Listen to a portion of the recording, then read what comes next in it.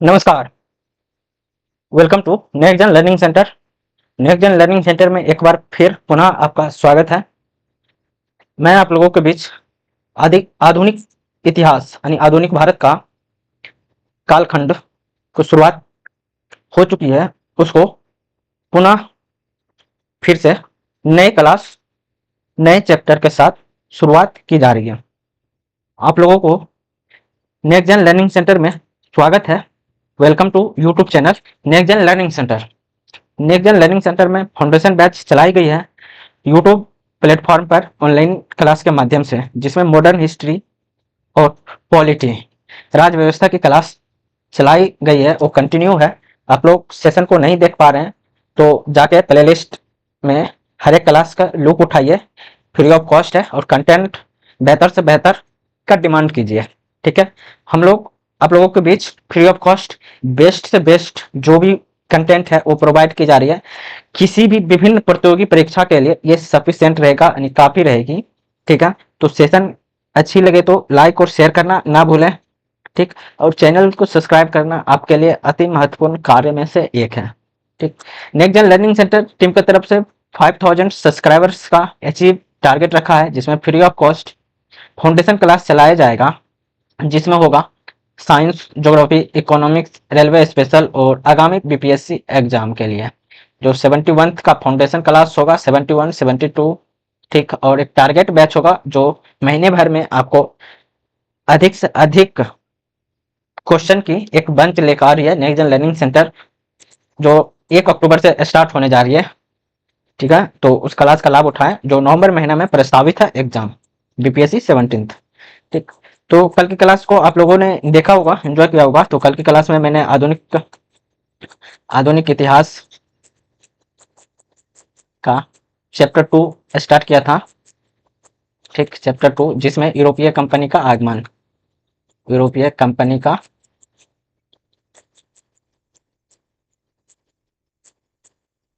आगमन स्टार्ट किया था।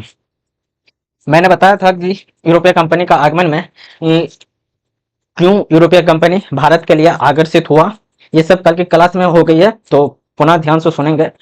आखिरकार यूरोपीय कंपनी, यूरोपीय कंट्रीज, यूरोपीय देश जो भारत से व्यापार कर रही थी वो स्थल मार्ग के जरिए व्यापार कर रही थी। फिर स्थल मार्ग में क्या अवरोध आया कि समुद्री मार्ग, नए समुद्री मार्गों की खोज के लिए प्रोत्साहित होना पड़ा। ठीक, और कई प्रकार के प्रोत्साहन देना पड़ा वहां के शासक के द्वारा। नाविकों को प्रोत्साहित कर रहा था, यातायात सुविधा दे रहा था, जहाज की सुविधा थी, और तो जो भी जहाज की सुविधा थी, जिसमें नाविक को प्रोत्साहन दिया गया था कि नेविगेटर दिशा सूचक यंत्र का भी प्रयोग हो गया था, उसके द्वारा लाभ दिया जा रहा था। तो मैंने कल बताया कि ये सब क्यों करना पड़ गया। आखिरकार सबसे पहला कंट्रीज कौन था, यानी देश कौन था जो नए मार्गों के लिए हतोत्साहित, यानी खोज, रास्ता की खोज करने के लिए समुद्री मार्ग के लिए निकला। पहला कौन सा देश था जो इस हिस्सेदारी में बढ़ चढ़ कर भागीदारी निभाया। तो कल की क्लास में मैंने बताया कि तुर्क द्वारा, ये मैप है, मैप से समझते हैं कि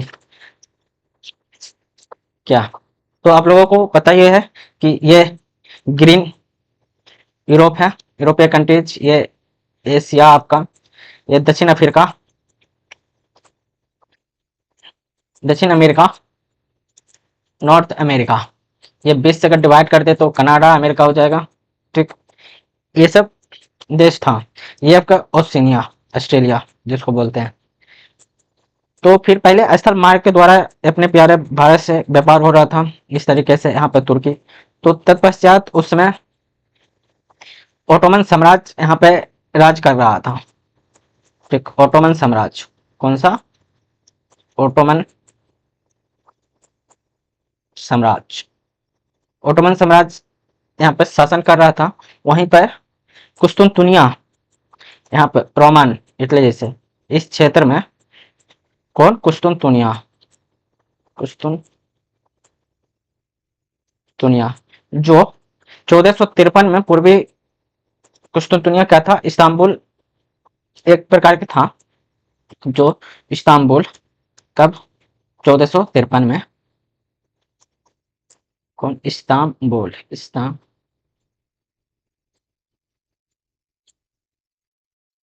और इस पे क्या था? पूर्वी रोमन सम्राट यहाँ पे 1453 में था। कौन था? पूर्वी रोमन सम्राट।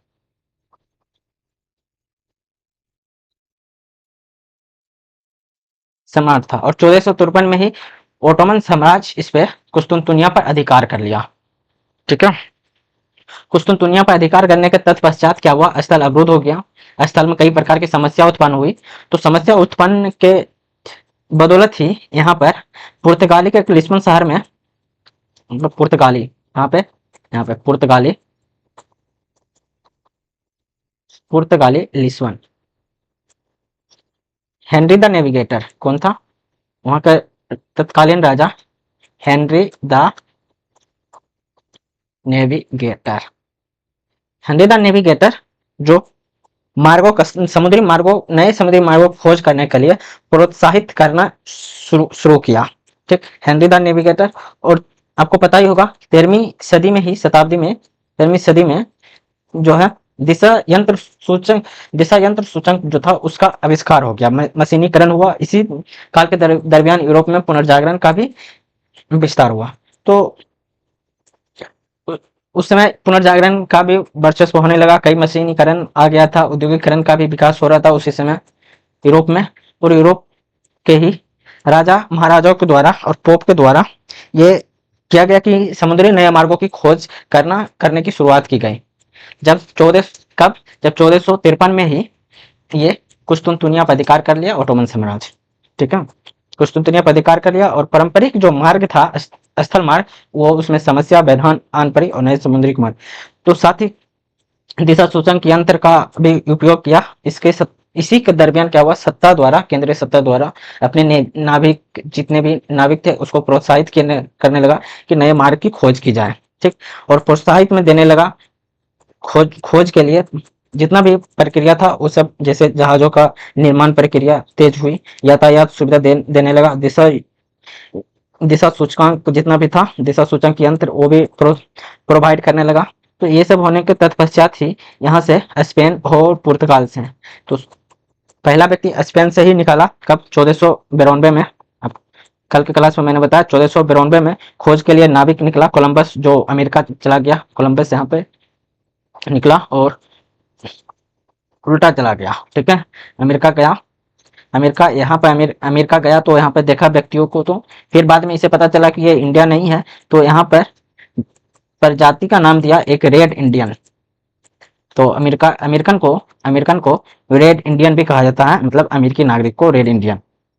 फिर तत्पश्चात 15वीं शताब्दी के प्रारंभ में यहाँ से पुर्तगाल से निकलता है एक, 15वीं शताब्दी के ही अंतराल में हेनरी द नेविगेटर समुद्र के मार्ग के लिए खोज शुरुआत किया। ठीक है, तत्पश्चात हेनरी नेविगेटर अपने प्रतिद्वंदियों को पीछा भी छोड़ना चाह रहा था। हेनरी द नेविगेटर साथ के जितना भी व्यापारी था, इसको पीछा छोड़ने के लालसा था इसके अंदर, कि इसको पीछे छोड़ को अपने को बहुत आगे ले जाना चाह रहा था। और यही नहीं चाह रहा था, जो अरब प्रायद्वीप जो इसे व्यापार करने में अवरुद्ध बन रहा था, मतलब समस्या उत्पन्न कर रहा था, ये शक्तियों को समाप्त करना या उसे अपने नियंत्रित करने के लिए भी इसके अंदर था, इसको किसी तरह नियंत्रित करे। और फिर एक हेनरी द नेविगेटर के एक और था, ईसाई धर्म को प्रचार प्रसार करना। कौन था? प्रचार प्रसार करना चाह रहा था। कौन? Henry the navigator. ठीक है, और अरब को भी रोकना चाह रहा था। तुर्क जो ओटोमन साम्राज्य वहां पर स्टैब्लिश था, इसका जितना भी शक्ति, महाशक्ति जो उत्पन्न किया था, उसको रोकना चाह रहा था। तत्पश्चात तत्कालीन पोप था पुर्तगाल में ही, तत्कालीन पोप कौन? तत्कालीन पोप अलेक्जेंडर अलेक्जेंडर सिक्स।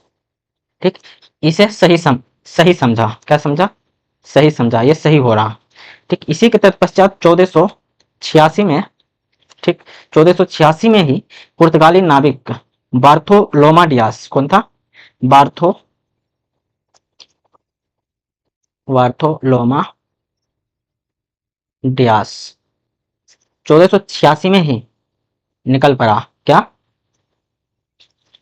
1486 में निकल पड़ा भारत की खोज के लिए, लेकिन भारत की खोज के लिए पुर्तगाल से निकला, लेकिन यहाँ पे आके दक्षिण अफ्रीका के केप ऑफ गुड होप में, कौन सा, cap of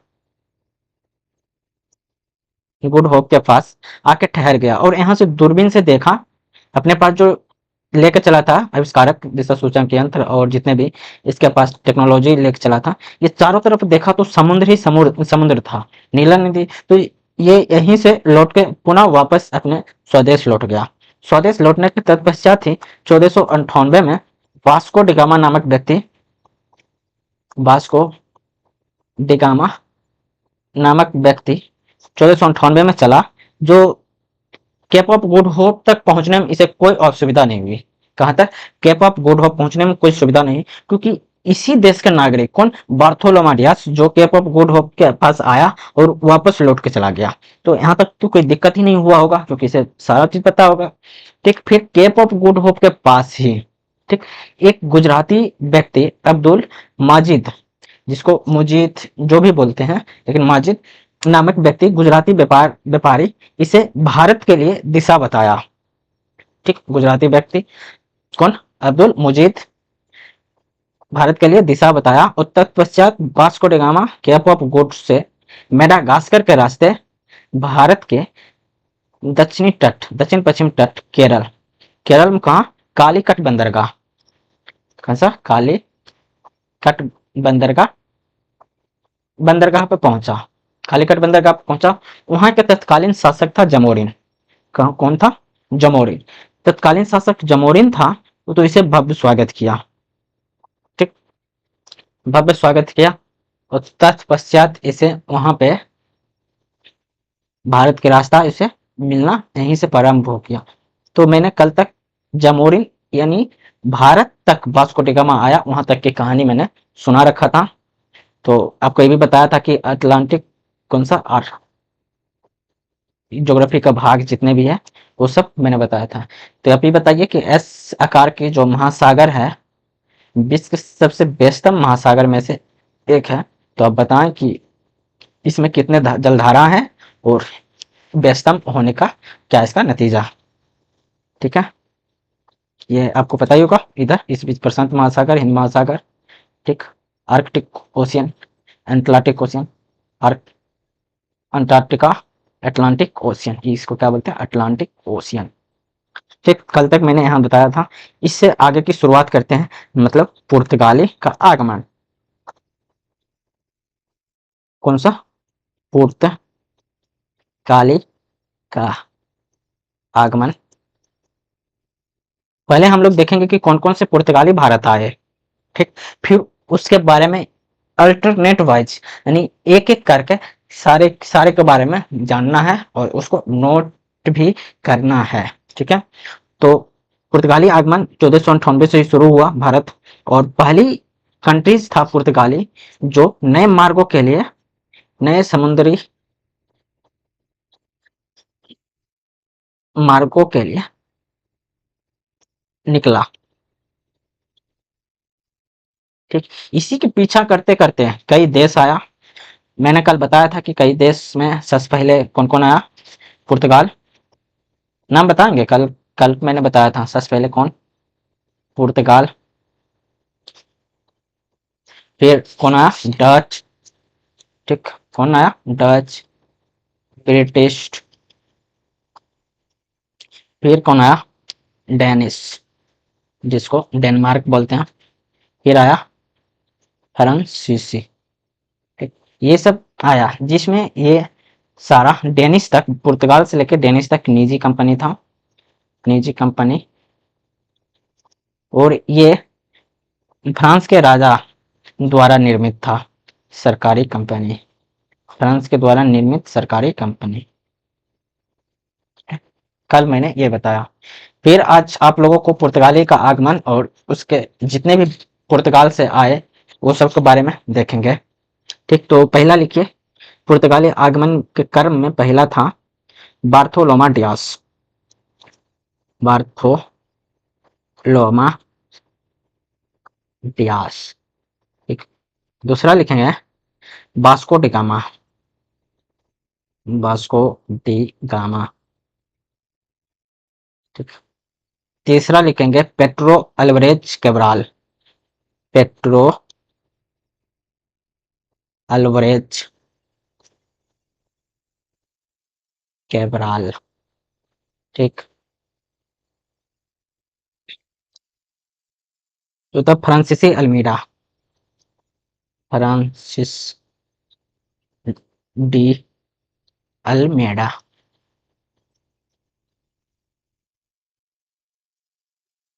Francis de Almeida.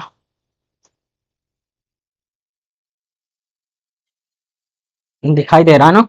तो सेशन को लाइक करेंगे अगर दिखाई दे रहा तो, जो मैं लिख रहा हूँ। एक है अल्फांसो डी अल्बुकर्क, अल्फांसो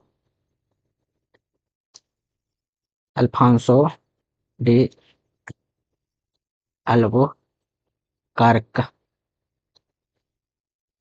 छठा होगा Nuno da Cunha, Nuno da Cunha. ठीक। सातवां व्यक्ति होगा गार्सिया डी नोसोहो। कौन सा? गार्सिया डी नोसोहो। और आठवां व्यक्ति होगा Afonso de Sousa, Afonso de Sousa. ठीक। मेनली इतना व्यक्ति पुर्तगाली आगमन के तत्पश्चात इतना व्यक्ति आया भारत। कौन कौन आया? बार्थोलोमा डियास, जो 1486 में ही, ठीक, 1486 में Bartolomeu Dias Cape of Good Hope के पास आया, जो वापस चला गया। ठीक, 1486 में। और 1498 में Vasco da Gama Cape of Good Hope के रास्ते मेडागास्कर होते हुए भारत के दक्षिणी तट कालीकट बंदरगाह तत्कालीन शासक जमोरिन के पास पहुंचा। ठीक। फिर पेट्रो अल्वेराज, ये मेनली 1500 ईस्वी के आसपास बोला। फ्रांसी डी अल्मेडा 1502, जो 1509 तक रहा। अल्बुकर्क, फिर नीनो डी कुन्हा, गार्सिया जी, ये सब जितने भी वायसराय गवर्नर के रूप में जो भी व्यक्ति आया, कब कब आया, इसके आगे चर्चा की जाएगी अल्टरनेट करके। ठीक है। ये मेनली ये क्लास पुर्तगाली का आगमन हो सकता है ये 2 क्लास में समाप्त हो, तो पेशेंस रखें, धीरज करके रखें, आपको बेहतर से बेहतर दिया जाएगा। ठीक है। यूट्यूब इतिहास में पहली बार होगा कि इस तरीके की क्लास चल रही है यूट्यूब चैनल पे। ठीक है। तो कंटिन्यू करें। कंटिन्यू अगर करते हैं तो लाइक करें, शेयर करें। सेशन अच्छी लग रही है और देख पा रहे हैं तो इसे शेयर भी करें अपने दोस्तों के बीच। चैनल को सब्सक्राइब करना ना भूलें। तो पुर्तगाली आगमन के सबसे पहले पर्यवेक्षक थे, माने यूरोपीय जो था, यूरोपीय देश, यूरोपीय शक्ति, यूरोपीय शक्ति में पुर्तगाली कंपनी भारत में सबसे पहले प्रवेश किया। क्या किया? यूरोपीय शक्तियों में पुर्तगाली पुर्तगाली कंपनी, ठीक, कहा भारत में सबसे पहले प्रवेश किया। ठीक है। सबसे पहले प्रवेश किया पुर्तगाली। यहाँ तक कोई दिक्कत? यूरोपीय शक्ति अभी भी माना जाता है, लेकिन यूरोपीय शक्ति उस टाइम पुर्तगाली कंपनी एक निजी कंपनी था। ठीक। जिसका नामकरण आपको बता दें कि 1453 में ही शुरुआत हुआ था। पुर्तगाली कंपनी 1453 में। इसको बोलता क्या? Estado da India, Estado Estado da India. 1453 में ही इसका नामकरण किया गया पोप अलेक्जेंडर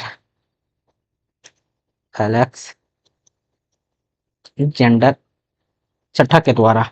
ठीक। 1453 में ही समुद्री व्यापार के लिए किया गया था। क्या किया गया था इसको? समुद्री व्यापार के लिए। ध्यान से सुनेंगे। समुद्री व्यापार। ठीक। इसे कौन सा समुद्री व्यापार? जो उसका पूर्वी था, पूर्वी समुद्री व्यापार के लिए इसे अज्ञात पत्र दे दिया। ठीक है। इसको चालू भी कर दिया। अलेक्जेंडर क्या गया था? अज्ञात पत्र दे दिया 1453 में। किसको? पुर्तगाली कंपनी जो था इस्तादो द इंडिया।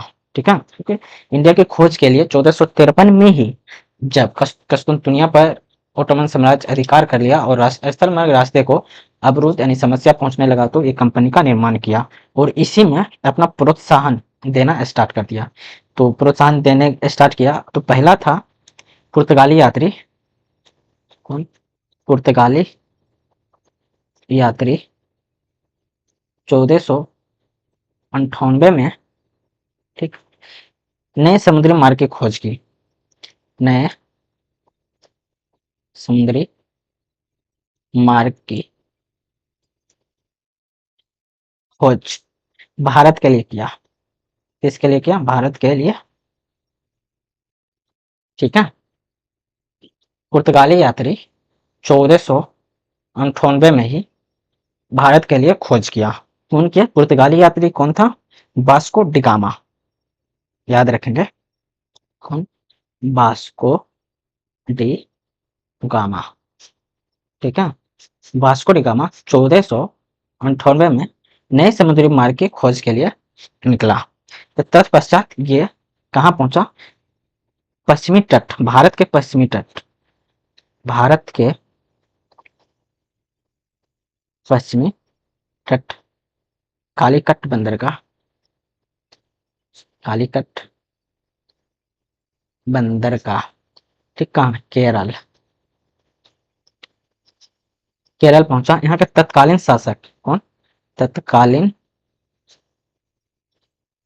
शासक जमोरिन, ठीक, या समुद्रीन इसे भी बोलते हैं। तो जमोरिन स्वागत किया, क्या किया? किसको? वास्को डिगामा को भव्य स्वागत किया, स्वागत, स्वागत किया। और वास्को डिगामा, ठीक, कब? 1498 में ही आया। यहाँ पे एक रेखा रेखा बांधते हुए चलेंगे, ठीक है, क्या क्या हो रहा है। तो वास्को डिगामा जब वापस लौट लौट रहा था, ठीक, वास्को डिगामा 1498 में भारत आया। तो वास्को डिगामा डिगामा जब वापस स्वदेश लौट रहा था, ठीक है, लौट रहा था, और जिस मसाले को लेकर लौट रहा था, और क्या? जिस मसाले को लेकर भारत से चला, ठीक, जिस मसाले को लेकर भारत से चला, वही मसाले, मतलब चला वही मसाले, मसाले पूरी यात्रा, ठीक, पूरी यात्रा, पूरी यात्रा पर हुई कीमत, ठीक, पूरी यात्रा पर हुई कीमत के 60 गुना, याद रखेंगे, 60 गुना दामों पर बेचा था, ठीक है। यानी कहने का मतलब है, वास्को डी गामा 1498 में भारत आया। भारत आया कहाँ? कालीकट बंदरगाह, केरल। उस समय वहां का जो राजा था, तत्कालीन शासक जमोरिन ने स्वागत किया, ठीक। स्वागत के तत्पश्चात फिर जब भारत आया, फिर भारत से तो लौटेगा। भारत से जब लौटा और जो मसाले को लेकर चला यहाँ से, वो अपने देशों में पूरी यात्रा के दरमियान हुई खर्च पर जितने भी कीमत लगा था उसका, उससे 60 गुना अधिक दामों पर बेचा, ठीक है, 60 गुना अधिक दामों पर बेचा, ठीक। इसका परिणाम क्या निकला? ठीक, परिणाम जो निकला, यानी परिणाम स्वरूप, परिणाम देखें तो निकला कि इस लाभकारी घटना, इस लाभकारी घटनाओं ने पुर्तगाली पुर्तगाली व्यापारियों को भारत आने के लिए आकर्षित किया, व्यापारियों को भारत आने में आकर्षित आकर्षित किया, ठीक है। यही घटना क्या था? जब 60 गुना अधिक दामों पे बेचा, तो व्यापारी देखा होगा ना कि यार यह मसाला लेकर आया, और जैसे आप मान लो कि 1 रुपये का कोई मसाला खरीदे, आपको 6 रुपया के मसाले को बेच रहा है। जो आपका परचेजिंग पावर था 1 रुपया का, वो आप 6 रुपया में उसे बेच रहे हो। कोई और दूसरे आदमी 6 रुपया में परचेज कर रहा है, तो उसको भी तो लोभ तो हुआ होगा ना कि यार क्या था भारत में जो इतना ये मुनाफा कमाया। ठीक, इसके साथ ही आपको बताएं, इसके साथ ही क्या हुआ, 1453 में ही, ठीक, इस्तादो द इंडिया नमक कंपनी की शुरुआत हुई, इसका स्थापना हुआ, इस्तादो इंडिया की स्थापना, ठीक, कब, 1453 में ही। और ये अलेक्जेंडर पोप, तत्कालीन पोप एलेक्जेंडर,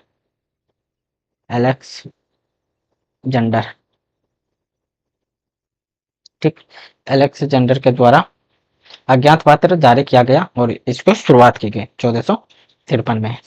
1453 में ही जब हुआ, ठीक है, इतना सब हो गया, 60 गुना मुनाफे कमाया। तो आपको एक चीज तो क्यूरियोसिटी हुआ होगा कि ये भारत वास्को डी गामा आया, ठीक, वो कैसे आया, किसके साथ आया, कौन से जहाज से आया, ठीक है, इसके बारे में भी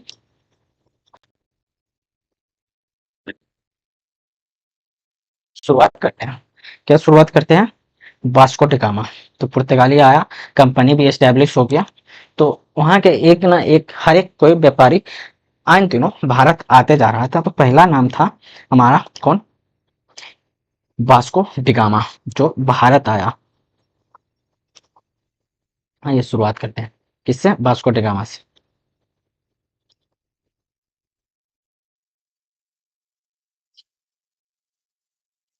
Vasco da Gama, Vasco da gamma, कल ही की क्लास में मैंने बताया था कि वास्को डी गामा, आप लोग कमेंट करके बताएंगे भारत कितनी बार आया। तो किसी ने एक भी कमेंट नहीं किया, जो भी किया वो गलत ही कमेंट किया, क्योंकि आप लोग इतिहास विषय पढ़े नहीं है, रटे हुए हैं, तो याद उतना रहता नहीं है। तो वास्को डी गामा भारत 3 बार आया। कितना बार आया, 3 बार। कब कब, पहली बार आया 1498, ठीक, फिर दूसरी बार आया 1502, तीसरी बार आया 1524, इतना बार आया। तो ये वास्को डी गामा कब आया भारत, वास्को डी गामा 20 मई 1498 को चला, ठीक, 20 मई 1498 को चला, जिसमें 4 जहाज, 4 जहाजों के साथ 118 व्यक्ति, 118 व्यक्ति के साथ चला, ठीक है, 118 व्यक्ति, जिसमें 4 व्यक्ति, 4 व्यक्ति महत्वपूर्ण, महत्वपूर्ण था। कौन कौन से महत्वपूर्ण था, 4 व्यक्ति, साओ गेब्रियाल, कौन कौन था, आइए देखते हैं। पहला व्यक्ति था साओ ग्रेवियाल, ग्रेवियाला, ठीक, तीस, ये, ठीक है, 4 जहाजों के साथ, ये 3 व्यक्ति था, यहाँ पे 3 करेंगे, सॉरी, 3 व्यक्ति महत्वपूर्ण था, साओ गेब्रियाल, एक, पौली दा गामा, पौली दा गामा, तीसरा था साओ राफेल, कौन, साओ राफेल, ये 3 व्यक्ति के साथ भारत के लिए चला 20 मई 1498 को, 4 जहाजों 118 व्यक्तियों के साथ, जिसमें 3 महत्वपूर्ण व्यक्ति थे, कौन, साओ गैब्रियल, पौली दा गामा, साओ राफेल, ये 3 व्यक्ति थे। तो 20 मई 1498 के दिन केप ऑफ गुड होप के रास्ते होते हुए अपने 4 जहाजों के साथ 118 नाविकों को लेकर भारत आया। कब आया, 20 मई, चलिए लिखते चलते हैं। पहला पॉइंट लिखेंगे, 20 मई 1498 को केप ऑफ गुड होप के रास्ते, केप ऑफ गुड होप, जिसे आशा, आशा अंतरिम, आशा अंतरिम द्वीप होते हुए, अपने 4 जहाजों के साथ, अपने 4 जहाजों के 100 कितना 118 व्यक्ति, कितने 118 व्यक्ति, 118 नाविकों के साथ, नाविकों के साथ भारत आया। ठीक है, भारत आया। सर्वप्रथम केरल के कालीकाट में आया। कहाँ आया? सर्वप्रथम केरल के कालीकाट। सर्वप्रथम केरल के कालीकट बंदरगाह, ठीक, कालीकट के बंदरगाह आया, आया था। और इसका जो सहायता किया था, इसका सहायता कौन किया था? इसका सहायता गुजराती व्यापार, गुजराती व्यापारी अब्दुल मुजीद या मुजीर, ठीक, अब्दुल मुजीद, इसका सहायता गुजराती व्यापार अब्दुल मुजीद, ठीक है, अब्दुल मुजीद ने किया था। अब्दुल मुजीद ने किया था। क्या किया था? भारत पहुंचने में किसको? वास्को डी गामा का अब्दुल मुजीद ने सहायता किया। कहाँ? केप ऑफ गुड, दक्षिण अफ्रीका में, भारत तक पहुंचने में। ठीक है, फिर तो वास्को डी गामा भारत आया, वहां का शासक जमोरिन था। ठीक, वास्को डी गामा कहाँ से चला था? वास्को, ये भी तो क्यूरियोसिटी होगा। Vasco da Gama, Vasco da Gama Lisbon, पुर्तगाल के, पुर्तगाल के लिस्बन बंदरगाह से चला, से चला। ठीक है, लिस्बन बंदरगाह से चला। इसके साथ जो महत्वपूर्ण व्यक्ति था, महत्वपूर्ण साथ में महत्वपूर्ण व्यक्ति, ठीक, किसका किसका नाम लिखे थे? 3। साओ गैब्रियल, कमेंट करके बताओ। साओ ग्रेवी ग्रेवियाला, दूसरा पाउली दा गामा, ठीक, तीसरा था साओ राफेल।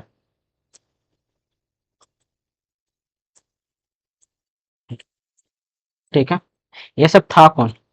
साओ गैब्रियल जो था प्रमुख नाविक था। कौन था? प्रमुख नाविक। ठीक, पौली दा गामा कैप्टन था।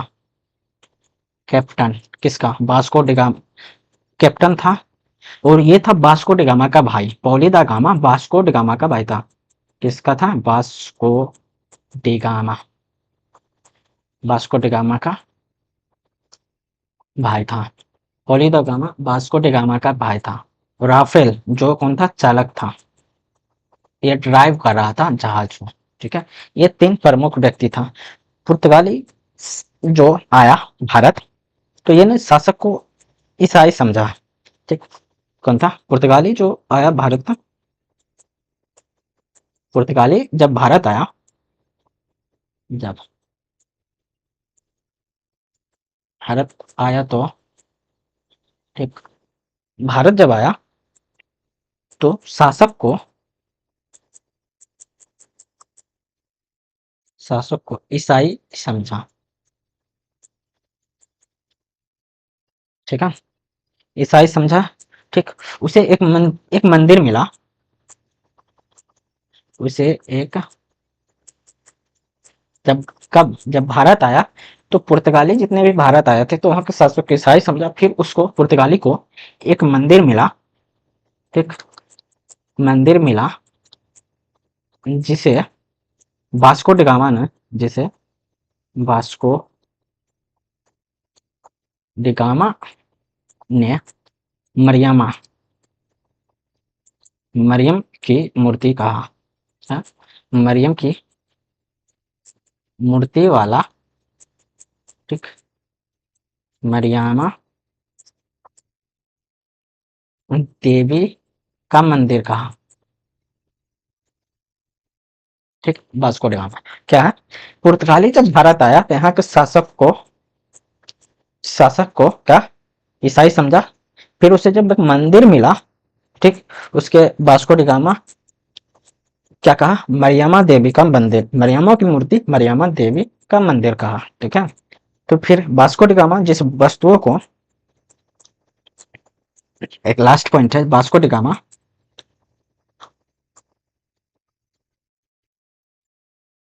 जिस वस्तु को नहीं मसाला, वस्तु के रूप में मसाला, वस्तु को पुर्तगाल ले गया, उसे यूरोप में 60 गुना मुनाफा हुआ, मुनाफे पर बेचा। ठीक है, ये पुर्तगाली यात्री वास्को डी गामा की ये कहानी यहाँ तक की थी। ठीक है, चलिए एक बार पुनः रिकैप किया जाए। ठीक है, अभी तक क्या क्या हुआ वो रिकैप करते हैं।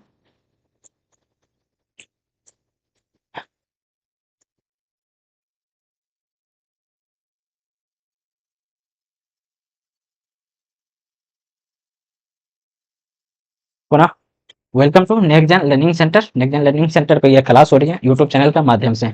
ठीक है, चलिए रिकैप करते हैं। यूरोपीय कंपनी का आगमन बताया, जिसमें भारत और यूरोप के बीच नए समुद्री मार्ग की खोज किया गया। नए समुद्री मार्ग की खोज के लिए निकला। खोज क्यों जरूरी था, उसका पृष्ठभूमि बताया था मैंने। ये रास्ते निकाला, जो पूरा मैप मैंने समझा दिया, पुनः फिर से क्लास देख लेंगे। आपको मैं बताया कि तुर्की का ओटोमन सम्राट कुस्तुनतुनिया पर 1453 में अधिकार कर लेता है और स्थल मार्गों की क्षतिग्रस्त होता है, स्थल मार्गों की समस्या उत्पन्न हुई और तत्पश्चात उत्पन्न की समस्या के उत्पन्न पहला देश जो था पुर्तगाल और स्पेन समुद्री नए मार्गों की खोज के लिए निकला। ठीक, खोज के लिए निकला।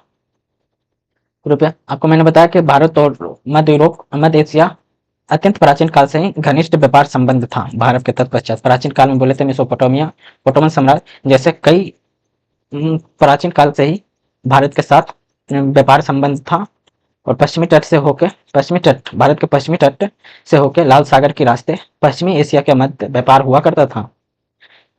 फिर 15वीं शताब्दी में तुर्की द्वारा ओटोमन साम्राज्य पश्चिमी एशिया ओटोमन साम्राज्य किधर राज कर रहा था, तुर्की में पश्चिमी एशिया तथा पूर्वी यूरोप कुस्तुनतुनिया पर अधिकार लाने के प्रत्यक्ष इस व्यापार पर आघात पहुंचा। ठीक, क्योंकि स्थल मार्गों का अवरोध यहीं से शुरू हुआ।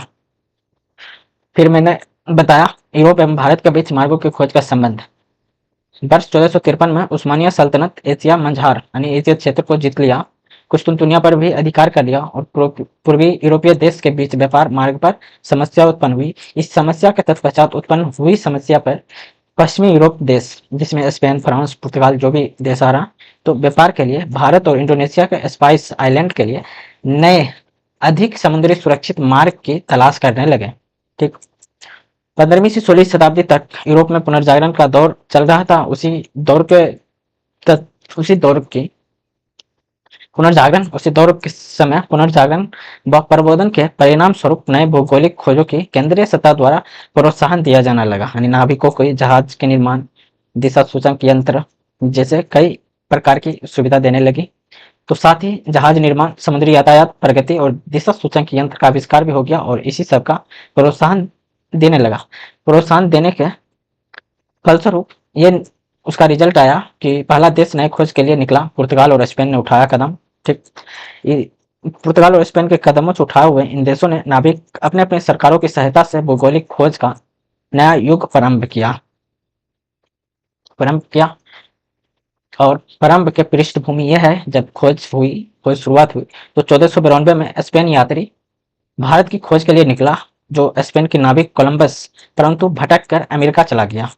ठीक, अमेरिका चला गया और वहाँ के व्यक्तियों को देखा, फिर पता चला कि ये भारत नहीं है, तो वहाँ के नागरिकों को रेड इंडियन नाम कहा गया और रेड इंडियन के नाम से पुकारने लगा। 15वीं शताब्दी के प्रारंभ में पुर्तगाल के शासक हेनरी द नेविगेटर ने भारत के लिए सीधे समुद्री मार्ग की खोज की शुरू किया। खोज के कारण था कि हेनरी द नेविगेटर अपने व्यापारियों को प्रतिबंधियों को पीछे छोड़ना चाह रहा था और उससे आगे निकलना चाह रहा था। तो हेनरी ने क्या किया, अपने व्यापारी प्रतिबंधियों को पीछे छोड़ना चाहता था और एशिया में अफ्रीका जैसे देश में ईसाई धर्म का प्रचार प्रसार करना था। तीसरा था उद्देश्य तुर्की और अरबों की शक्ति पर रोकना चाह रहा था, नियंत्रित करना चाह रहा था। ठीक, इसका समर्थन तत्कालीन पोप अलेक्जेंडर सिक्स ने समर्थन किया था। ठीक, फिर 1489 में पुर्तगाली यात्री बार्थोलोमा डियास भारत के लिए चला, परंतु मेडागास्कर के पास वापस चला गया। यहीं पर एक द्वीप है जिसको केप ऑफ गुड होप के नाम से जानते हैं, आशा अंतरिम द्वीप, आशा अंतरिम द्वीप। ठीक है, यहीं से बार्थोलोमा डियास वापस चला गया। इसके वापस जाने के बाद 1498 में पुर्तगाली यात्री भारत के लिए चला, जो सुगमता पूर्वक केप ऑफ गुड होप पहुंच गया, क्योंकि इससे पहले भी पुर्तगाली यात्री केप ऑफ गुड होप से लौट के चला गया था। तो 1498 में ही पुर्तगाली यात्री वास्को डी गामा 1498 में आता है। ठीक है, ये गुजराती व्यापारी अब्दुल मुजीद या मनीर जो भी बोलते हैं, मुजीद मनीर के सहायता से केप ऑफ गुड होप के रास्ते मेडागास्कर के होते हुए भारत के कालीकट बंदरगाह पर पहुंचा, जहां पर तत्कालीन शासक जमोरिन था। ठीक, जमोरिन था और भव्य स्वागत किया। ठीक, भव्य स्वागत किया। तत्पश्चात लौटने के बाद वापस जब लौटा था, जो सामान लेकर यानी मसाले लेकर उसे यूरोप में बेचा तो 60 गुना मुनाफा कमाया। ठीक, 60 गुना मुनाफा कमाया और मुनाफे कमाया। उसी के परिणाम स्वरूप वहां के व्यापारियों ने ठीक आकर्षित हुआ और भारत के लिए सब रवाना हुआ। भारत की खोज, भारत तो नए मार्गों की खोज होगी, तो फिर भारत के व्यापार के लिए सब निकला, भारत से व्यापार करने के लिए। पहला आया पुर्तगाली, डच, ब्रिटिश, डेनिश, फ्रांसीसी। डच, ब्रिटिश, डेनिश, फ्रांसीसी ये सब निजी कंपनी था। ठीक, निजी कंपनी इसे अधिनियम या वहां के चार्टर, वहां के राजा जो अज्ञात पत्र जारी करता था, उसके परिणाम स्वरूप ये भारत आया। प्लस फ्रांसीसी जो था फ्रांस के राजा द्वारा निर्मित सरकारी कंपनी था। ठीक, तो ये आधुनिक विषय चल रहा है आपका यूरोपीय कंपनी का आगमन। पुर्तगाली, तो पुर्तगाली पहला था पुर्तगाली का आगमन। ठीक, पुर्तगाली का आगमन ये सब देख लेंगे, मैंने फिर से समझा रखा है। तो पुर्तगाली का आगमन हुआ तो पहला था बार्थोलोमा डियास, जो 1489 या 1486 के आसपास भारत के निकला, केप ऑफ गुड होप तक ही पहुंच पाया। फिर Vasco da Gama Cape of Good Hope के रास्ते गुजराती व्यापार अब्दुल मुजीद के सहायता से कालीकट बंदरगाह भारत के पहुंचा। जमोरिन ने भव्य स्वागत किया। पेट्रो अल्वेराज 1500 और फ्रांसीसी अल्मेडा, ये सब कल की क्लास में चर्चा करेंगे। ठीक, जो बच गया कल की क्लास में चर्चा होगी। यूरोपीय शक्ति में मैंने बताया कि सबसे पहला था पुर्तगाली कंपनी, जो 1453 में ही इसका स्थापना हो गया था। इस्तादो दा इंडिया केप ऑफ, ये पोप अलेक्जेंडर सिक्स के आज्ञापत्र पर जारी किया और व्यापार के लिए पूर्वी समुद्री व्यापार के लिए रवाना हुआ ये कंपनी। एक 1498 में ही भारत में प्रवेश किया वास्को डी गामा। 1498 पुर्तगाली यात्री नए समुद्री मार्ग की खोज भारत के लिए किया। ठीक है, और कालीकट बंदरगाह के केरल तट तत्कालीन शासक जमोरिन ने भव्य स्वागत किया। वास्को डी गामा जब वापस लौट रहा था, तो जिस मसाले को लेकर भारत से चला, वही मसाले पूरे यूरोप में हुई और पूरे यूरोप में ये बेचा गया, जिसमें 60 गुना मुनाफे कमाए। बोला जाता है कि मसाले जितने पूरे यात्रा में खर्च हुई, उसकी कीमत वसूल लिया गया। परिणाम स्वरूप ये निकला कि लाभकारी घटनाओं को देखकर पुर्तगाली व्यापारियों ने भारत आने में आकर्षित हुआ। फिर 1453 में ही इस कंपनी का एस्टेब्लिश हुआ, इस्तादो दा इंडिया स्थापना हुआ पोप के आज्ञा पत्र के द्वारा। ठीक, और पूर्वी समुद्री व्यापार के लिए निकला। वास्को डी गामा मैंने बताया कि 20 मई जो 1498 को चला, 4 जहाजों के साथ 118 व्यक्ति थे साथ में। 3 व्यक्ति महत्वपूर्ण थे, साओ गैब्रियल, पाओली दा गामा, साओ राफेल। साओ दा गैब्रियल ये था नाविक, पाओली दा गामा वास्को डी गामा का भाई था कैप्टन, साओली दा राफेल ये चालक था। ठीक, चालक था। 20 मई को केप ऑफ गुड होप के रास्ते आसांतरिम होते हुए 4 जहाजों के साथ 118 नाविकों के साथ भारत पहुंचा। सर्वप्रथम केरल के कालीकट बंदरगाह पर आया। इसका सहायता गुजराती व्यापारी अब्दुल मुजीद ने किया। वास्को डी गामा पुर्तगाल के लिस्बन बंदरगाह से चला। वास्को डी गामा कहां से चला? पुर्तगाल के लिस्बन बंदरगाह से, जिसमें मैंने बताया जो 3 महत्वपूर्ण इसके साथी थे। सऊदी गैब्रियल प्रमुख नाविक था, पाउली दा गामा ये कैप्टन था, वास्को डी गामा का भाई भी था, सॉली राफेल ये चालक था। जब भारत आया, पुर्तगाली शासक जो यहाँ पे जो भारत आया, यहाँ के शासक को पुर्तगालियों ने ईसाई समझा। ठीक है, क्या समझा? ईसाइयों ने। कब? पुर्तगाली जब भारत आया तो यहाँ के शासक को, यानी भारतीय शासक जो भारत में शासन कर रहे थे, उसको ईसाई समझा। और फिर उसे पुर्तगालियों का एक मंदिर मिला, ठीक है, जिसे वास्को डी गामा मरियामा मरियम की मूर्ति वाला मरियामा देवी का मूर्ति कहा। क्या कहा? मरियामा की मूर्ति वाला मरियामा की देवी कहा। फिर वास्को डी गामा जब वापस लौटता है तो वस्तुओं को पुर्तगाल में या यूरोप में 60 गुना मुनाफे पर बेचा। ये कहानी वास्को डी गामा तक ही थी अभी तक, मानी पुर्तगाली आगमन की शुरुआत को जो भी बेस स्ट्रेंथ था यहीं से था। फिर कल की क्लास में आगे की चर्चा करेंगे, जो जो शासक पुर्तगाली शासक जो भारत में शासन के लिए भेजा या व्यापार करने के लिए भेजा, जैसे पेट्रो अल्वराज कब आया, ठीक है, फ्रांसीसी अल्मीडा, अल्फांसो अल्बुकर्क, इस सब की नीति क्या थी, व्यापार करने की नीति, रुचि क्यों ली, ये सब की चर्चा कल की क्लास में करेंगे। ठीक है, आप लोग यहाँ तक रिवाइज कर लेंगे, पढ़ लेंगे, नोट्स बना लेंगे। ठीक, प्रॉपर क्वेश्चन भी सॉल्व करेंगे। अगर क्वेश्चन सॉल्व हो रही है तो आप सेशन देख पा रहे हैं, अच्छी लग रही है तो आप समझ भी पा रहे हैं, क्वेश्चन नहीं बन रही है तो आप समझ नहीं पा रहे, कहीं ना कहीं कोई गलती कर रहे हैं आप, तो ध्यानपूर्वक सेशन को सुने, समझे और उसको नोट्स करते जाएं। अब बुक और पीपीटी के माध्यम से पढ़ रहे होंगे, सही है, लेकिन आप जब अपने हाथों से लिखते हैं तो सक्सेस की गलियारा में कहीं ना कहीं आप उसी रास्ते से निकल रहे हैं जहाँ पे सक्सेस मिल सकती है। ठीक है, तो धन्यवाद। सेशन अच्छी लगे तो लाइक शेयर करना ना भूलें, चैनल को सब्सक्राइब भी करें। आप लोगों को बहुत बहुत धन्यवाद। का दिन शुभ हो। नमस्कार।